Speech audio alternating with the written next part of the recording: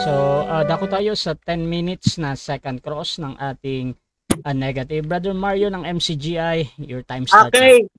Tanong ko sa'yo, eto, naniniwala ka ba na ang tunay na ligtas ay may free will pa rin? Pwede pa rin siyang gumawa ng masama? Naniniwala ka ba doon? Okay. Yes, ang mga tunay na ligtas, may free will pa rin. Meron silang free will. No? At yung kanilang pagiging free will, ito po yung tinatawag po na pagtatakwil sa kasamaan. Hindi sila lumalakad, no? Kasi kilala nila, ang mga nakakilala sa Diyos, kay Kristo, ay lumalayo sa kalikuan. Yun yung kanilang free will na pagsunod, no? Kay Kristo, yung pag-obey. Tanong, dahil meron silang free will, dahil meron silang free will, at nakagawa sila ng kasalanang pangmumolestya ng bata, dahil sa free will nila, kahit ligtas sila, ligtas pa rin ba sila? Oo o hindi? Sagot, categorical. Okay? Sino tinutukoy mo? Hindi ko. Objection, moderator. Oo o hindi? Categorical. Objection. Oo o hindi daw, bro, Eric. Mr. Moderator, paki-clarify po yung tanong kasi okay. Yung usapan po namin yung mga Okay, so bro Mario, paulit ng tanong bro, tapos pakidiinan yung sabi mo, hindi. Yung ligtas, may free will pa rin, sabi mo yan. Yes. Pwede pa rin silang gumawa ng masama, sabi mo yan, narinig ka ng maraming tao. Tanong, kung makagawa sila, objection, moderator. Bro, ganito bro Eric, ganito bro. Ito yung clarification ng tanong mo kanina bro. Ngayon, dito bro, sa premise niya, kung merong mali dyan, patapusin mo muna yung buong tanong, tapos pakinggan ko sa'yo kung meron kang objection dito, or gagamit ka ng 10 seconds dahil merong something dun sa tanong niya, either kung ano yan. So, Brother Mario, pakituloy muna yung buong tanong, tapos desisyonan ni Bro Eric kung paano. Sabi mo, kahit tunay na ligtas, meron pa rin free will at pwede siyang gumawa ng masama. Yan, sabi mo yan, narinig ka ng maraming tao eh. Tanong ko sa'yo, yung tunay na ligtas dahil sa free will niya nang molestya sa ng bata, ligtas pa rin ba siya? Oo o hindi? Sagot. Hindi. Okay. Ligtas pa ba daw? SMS tayo. Wala akong sinabi na pwede kang gumawa ng masama o mangmolestya.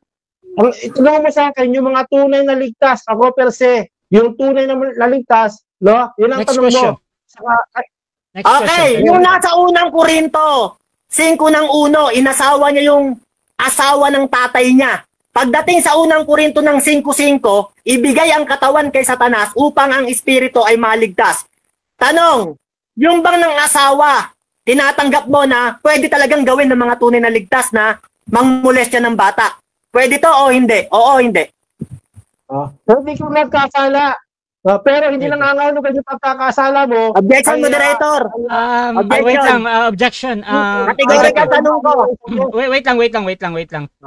Bibigyan ko naman ng time si Pastor Eric sumagot talaga. Bro Mario, objection mo, categorical. Ano nga ulit yung tanong ko sa kanya, meron akong nabasa na nagpapatotoo na ang isang tunay na ligtas ayon sa paniniwala nila, pwedeng makagawa ng ganung kasamaan. Tanong ko sa kanya, ligtas pa rin ba yon? Oo o hindi? Sagot. Oo, hindi. Ligtas pa. Mali, Mr. Moderator, counter po tayo. Proceed bro. Kasi kanina, ibang sa tanong ngayon. Kasi sabi niya, may nilileste yung bata. Unang tanong niya, kaya hindi ko masagot yung tanong niya na para bagang nagbibintang lang yung taong to eh. Okay, so I think bro. Okay, so I think bro, new question ito. Ngayon doon sa premise bro, again, hindi ko pinapakailaman yan kung anong observation ng kabilang panig. So, kung totoo yun o hindi. So bro Mario, paulit yung tanong mo. Tapos okay, tanong. Natin kung paano itik. Yung isang tunay na ligtas, sabi mo, pwedeng makagawa ng kasalanan dahil sa free will. May free will siya. Ikaw nagsabi niyan eh. Pag siya ba nakapamulestya ng bata dahil sa free will niya, tanong ko sa'yo, ligtas pa rin ba siya? Oo o hindi? Sagot. Ligtas pa din o hindi? Objection. Proceed bro. Kasi nag-iba na naman yung tanong niya eh. Clarification. Objection din ako, moderator. Objection okay. Okay. So ito, ang objection ni Eric, iba na naman yung tanong niya. Bro Mario, anong objection ako? Proceed bro. Ang objection ko, ang karapatan niya sumagot. Hindi niya karapatang questionin yung nagtatanong. Karapatan niya sumagot. Malinaw ang tanong, moderator. Okay, so ligtas pa rin ba? Oo o hindi? Sagot, categorical. Okay, so ganito bro Eric, ganito. Itong question na to bro, bagong question to. Tapos, ito yung context ng question niya patungkol doon sa binigyan daw ng free will at magkakasala pa. Plus, kung mang-rape daw ang isang tao na yan na sinasabing ligtas. Ngayon, ligtas pa din ba daw? Yes or no? So, yes or no to, bro Eric? Okay, hindi ligtas siya Hindi. kasi unang-una, hindi naman tunay na mananampalataya yun. Wait lang. Sasagot Hindi pa. yan tunay na mananampalataya eh. Kasi gumamit siya ng talata. Huwag siyang mamulis siya ng bata. Huwag ganun eh. Gumamit ka ng talata per se. Kaya hindi tunay na ligtas yun.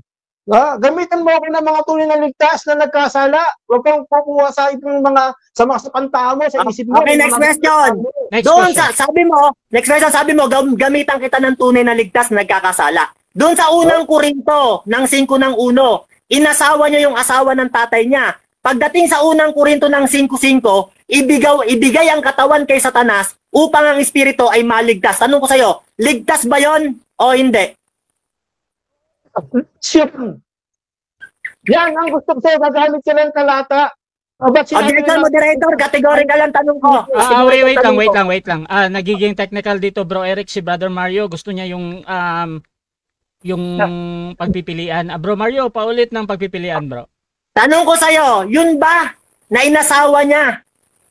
Yung asawa ng kanyang tatay, ligtas pa rin ba to? Oo o hindi? Sagot. Oo, hindi. Gusto mo talaga mag-objection tayo. Okay, proceed, bro. Objection din ako, moderator, di makasagot. Hindi, okay na, bro Mario. Basta, oo, hindi yun. Niya, Yung objection. sabi ko, oo eh. Sabi Oo. ko nga, talasin niya yung isip niya eh. Yung Okay, mga okay. pakinig niya eh. Okay, Yung so, una nga eh. ang sagot dito, malinaw naman, oo. 20 seconds, Okay, proceed. next question. Wait lang, magpapaliwanag pa si bro Eric. Oo, proceed, bro. Yes, lagi mo muna ako. Ligtas yun eh. Kaya nga, sabi rin, ikaw nagsabi, na upang ang espiritu ay maligtas. Kailan? Sa araw ng Panginoon. Next question. Wait lang. So, dinidisiplina lang yun. Okay, tanong. Next question. Kung ligtas pa rin yun na inasawa niya yung asawa ng kanyang tatay, ibig sabihin yun ng molestya ng bata, ligtas pa rin kahit mang-rape at pumatay. Tama ba ito o mali?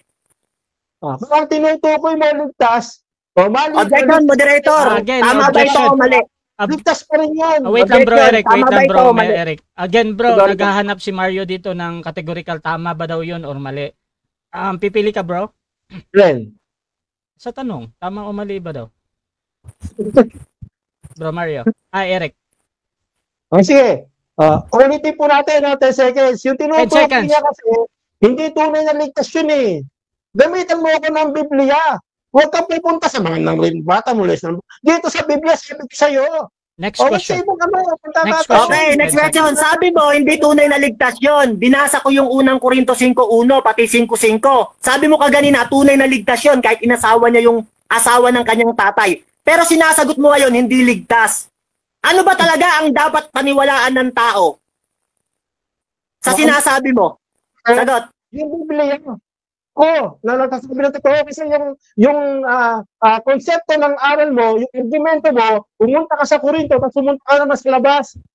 Kung sa Korinto, sasagutin ka sa Korinto. Pag pumunta ka sa labas, sasagutin ka sa labas. Kapag sinabi mo na siya, hindi tunay na ligtas yun kasi sa puntahan mo lang yun, naligtas yun. So sarili mo lang nang galing naligtas yun eh. Okay, next question. Next question. Sabi mo kaganina, tunay na ligtas yun. Ngayon naman, sabi mo, hindi tunay na ligtas yun. Ano sa dalawang maling sagot mo ang dapat paniwalaan ng tao? Tunay na ligtas yun o hindi tunay na ligtas? Yung tunay na ligtas, yung sa Korinto, hindi yung pantahan mo na sa labas, na sa kulang na ligtas yung na-rape ng bata, Okay, next question. Wait lang, bro. Wait lang. Unawa mo lang yun na binigay mo sa akin ng tulong. Sabi mo, ligtas yung namolestya. Sabi ko, sa Biblia ka magtanong sa akin, huwag sa labas. Next question. 20 seconds. Okay, sabi mo, tunay na ligtas yung nasa Kakorinto. Yung inasawa niya, yung asawa ng tatay niya. Napakasama nun. Sabi mo, tunay na ligtas. Ibig sabihin ba, kahit pala asawahin natin yung mga nanay natin, ligtas pa rin ba tayo? Tama ba ito o mali? Kumayo sa Korinto. Pero pag inasawa mo, ang magulang mo, yung inasawa mo, tanongin mo sa sarili mo kung ligtas ka. May Objection, moderator. Wait lang. Time stop mo na. Time stop mo na. Another objection, bro Mario. Proceed.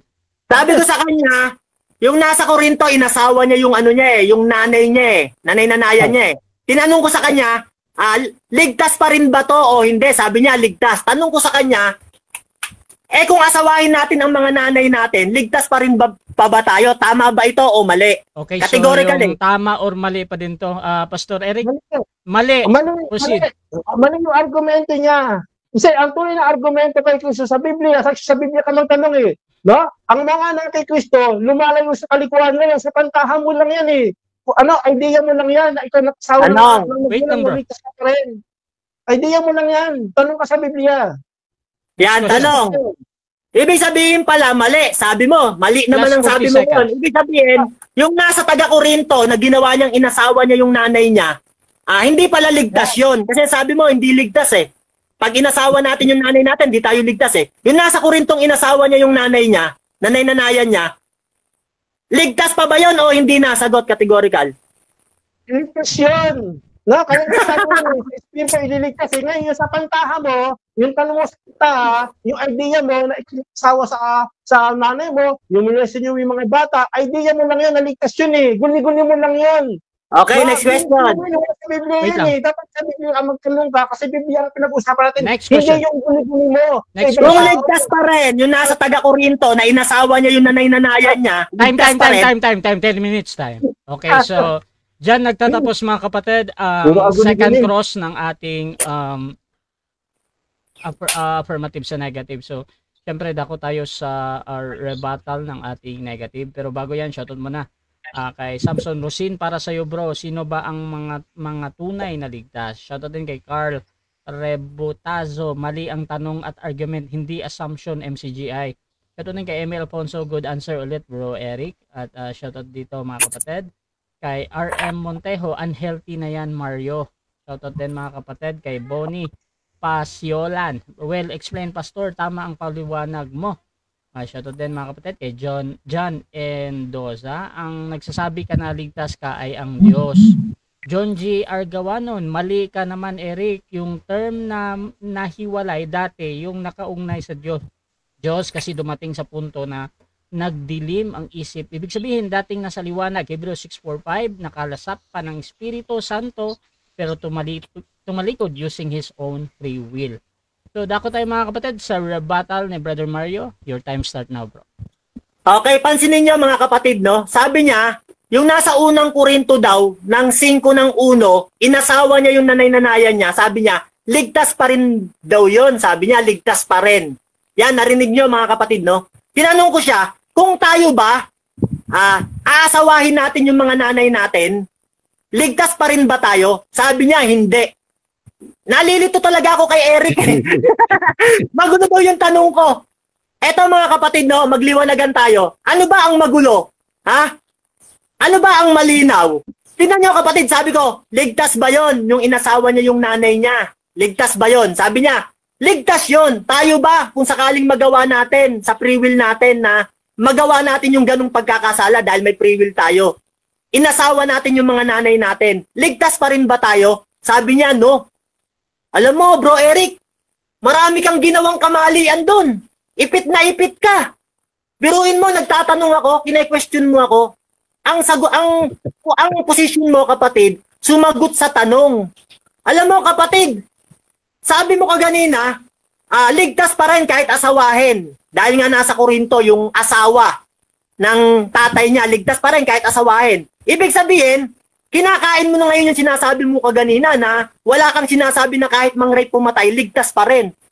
Yung bang pag-aasawa sa nanay at yung pangre-rape at pumatay, parehas bang kasalanan yon? Parehas, di ba? Sabi mo, ligtas pa rin eh. Ibig sabihin, kinakain mo yung napatunayan ko na talaga na kahit mang-rape at pumatay kayo, ligtas pa rin kayo. Kinain mo na. Tapos sabi mo na paano ko patutunayan na may sinabi ka bang pag mang-rape at pumatay, ligtas pa rin? Sabi mo, paano ko patutunayan? Yung paksang tinitindigan mo, nakalagay dyan, kapatid, baka makalimutan mo, affirmative ka. Sabi mo dyan, patutunayan mo, ang tunay na ligtas ay hindi nawawala ang kaligtasan. Yan, kapatid, no? Ang isang tunay na ligtas, may free will. Tinanong kita, sabi mo, oo. Tinanong kita, pwede pa rin ba itong makagawa ng malaking kasalanan? Sabi mo, yes. Paano kung mangmolestya siya ng bata, molestyahin niya, ligtas pa rin ba ito dahil sa free will niya? aba, hindi ka na makasagot. Ibig sabihin, yung temang pinapatunayan mo, ginigiba mo na ngayon, patutunayan mo, ligtas pa rin eh. Dapat ang sagot mo, laging yes. Kasi nga yan ang tema eh, na pinatutunayan mo, affirmative ka eh. Ang ginawa mo, puro 10 seconds. Takbo ka ng takbo sa 10 seconds. Alam mo bro Eric, naaawa na ako sa'yo pag ikaw ang kalabang ko. Kala ko pa naman magaling ka. Alam mo kapatid no, eto babasa ko. Mateo 8:12. Datapot ang mga anak ng kaharian ay pawang itatapon sa kadiliman, sa labas. Diyan na nga ang pagtangis at pangangalit ng kanilang mga ngipin. Yan. Sabi, yung mga anak ng kaharian ay pawang itatapon sa labas. Tanong, sino yung mga anak ng kaharian? Ligtas ba yan mga yan? Basa. Mateo 13:38. Yan ang sabi. At ang mabuting binhi ay ito, ang mga anak ng kaharian. Yan. Yan palang mga mabubuting binhi, yan ay ang mga anak ng kaharian. Huwag mo namang sabihin hindi ligtas yan. Mabubuting binhi yan kapatid, mga anak yan ng kaharian. Bakit sila tinapon sa labas? Kasi nga, yung kaharian, tinanggal sa kanila kapatid. Pwede kasing tanggalin ng Diyos yung buhay na walang hanggan sa'yo. Yung kaharian, na meaning sa parabola. Ang katunayan nga na pwedeng tanggalin ng kaharian sa'yo, Mateo 21:43, ganito ang sabi. Kaya nga sinasabi ko sa inyo, aalisin sa inyo ang kaharian ng Diyos at ibibigay sa isang bansang nagkakabunga. Yan. Pwedeng alisin sa iyo ang kaharian ng Diyos at ibigay sa mga bansang nagkakabunga. Anong katunayan nito? Na ang Diyos talaga pumuputol at pwedeng ibigay sa iba. Roma 11:17. Ganito ang sabi. Sapagkat kung ang tunay na mga sangay na nga bali at ikaw na isang ulibong ligaw ay naisanib sa kanila, ikaw ay nakabahagi sa ugat ng katabaan ng punong ulibo. Yan. Merong mga tunay na sanga na nabali. Nakakabit yun sa punong ulibo. Mga ligtas yun, bro Eric. Parables yun. Ewan ko kung maunawaan mo yun. Nangabali sila. Merong nakabahagi sa ugat ng katabaan ng punong ulibo. Tayo yun, mga hentil. Yung ibang mga Hudyo na alis. Sabi mo kaganina, yung mga Pariseyo, pinapalabas mo, ako lang nagsasabing ligtas sila. Alam mo, totoong ligtas yun, nabali lang sila, natanggal, naputol. Kasi nga bakit? Mga nagpakasama, nahiwalay kapatid. Sabi mo pa kaganina, sabi mo, parang sinasabi mo, walang mababasang salitang nahiwalay. Ang linaw-linaw kapatid Efeso 4:18, sabi diyan, na sa kadiliman ng kanilang pag-iisip, sila'y nangahiwalay sa buhay ng Diyos.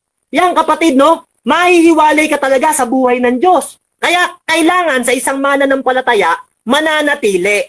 Yan, sabi ni Kristo sa John 8:31, kung kayo'y mananatili sa akin, kung magkagayoy, tunay nga kayong mga alagad ko. Kailangan kasi ang pananampalataya mo, kapatid na Eric, nababaon at matibay. Ito sabi sa Kolosas ng 1:23, kung tunay na kayo'y mamamalagi sa pananampalataya, na nababaon at matitibay at di makikilo sa pag-asa sa ebanghelyo na inyong narinig, yan kapatid, no? Mamamalagi sa pananampalataya na nababaon. Matibay, sabi ng Biblia. Bakit? Meron kasing mga tao na umuurong, hindi matibay. Kaya kapatid, yung kaligtasan, nawawala talaga yan. Ang katunayan nga sa mga tanungan, ang dami mong kinain. Ang dami mong kinain sa mga tanong ko, kapatid. Hinanapan mo ako ng ligtas na nagkakasala, bumasa ako sa'yo. Inasawa niya yung nanay niya. Yung nanay-nanaya niya, inasawa niya. Sabi mo, hanapan mo ako ng ligtas na nakakagawa ng gano'n. Binasa ko, meron.